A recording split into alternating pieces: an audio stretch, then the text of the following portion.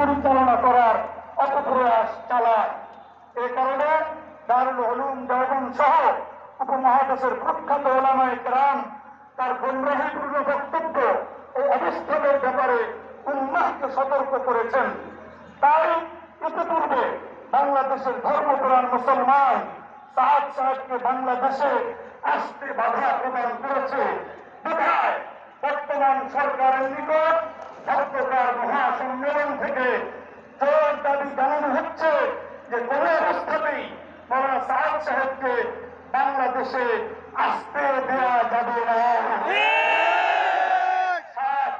ওলামায়ে কেরামের তত্ত্বাবধানে শুরায়ে নিজামে পরিচালিত বিশ্ব ইজতিমা এক পর্বে আয়োজন করা অত্যন্ত দুরূহ ব্যাপার। তাই আগামী বিশ্ব ইজতিমা দুই পর্বে অর্থাৎ 31শে জানুয়ারি